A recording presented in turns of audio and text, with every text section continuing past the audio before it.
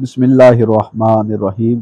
तमाम मुअज़्ज़ज़ सामईन को अस्सलामु अलैकुम वरहमतुल्लाहि वबरकातुहू। मुअज़्ज़ज़ सामईन, कुरान शरीफ में कुर्ब क़यामत की कई निशानियाँ बयान की गई हैं और इसी में से एक निशानी याजूज माजूज का ज़हूर है। तहम सवाल ये है कि याजूज माजूज का ज़हूर कब होगा और ये कैसे मरेंगे। ये तमाम मालूमात आप इस वीडियो में देख सकेंगे।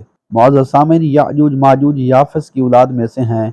याफिस बिन नूह अलैहिस्सलाम हज़रत नूह अलैहिस्सलाम की औलाद में से हैं और इनका शुमार नूह अलैहिस्सलाम के इन बेटों में से होता है जो कि ईमान लाए थे और यही तूफ़ान नूह के वक्त भी कश्ती में सवार थे। तूफ़ान नूह के बाद नूह अलैहिस्सलाम के बेटे मुख्तलिफ इलाकों में बस गए। याजूज माजूज भी हज़रत नूह अलैहिस्सलाम के बेटे याफिस की औलाद में से हैं। यही एक फसादी गुरूह है।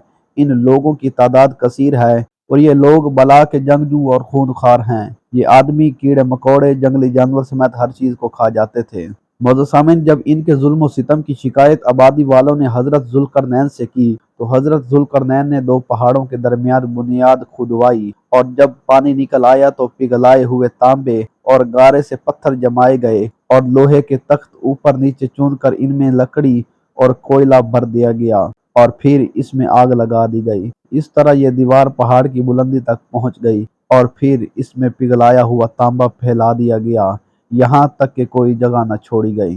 मौजूद सामने हदीस शरीफ में है कि याजूज माजूज रोज़ाना इस दीवार को तोड़ते हैं और फिर दिन भर इस दीवार को तोड़ते तोड़ते इसको तोड़ने के करीब हो जाते हैं और इनमें से कोई कहता है कि अब चलो, और जिस दिन इस दीवार के टूटने का वक्त आएगा तो कोई कहेगा चलो इंशाअल्लाह अब इसको कल तोड़ेंगे और इंशाअल्लाह कहने की बरकत से ये दीवार दोबारा टूट जाएगी और यही कुर्ब क़यामत होने का वक्त होगा।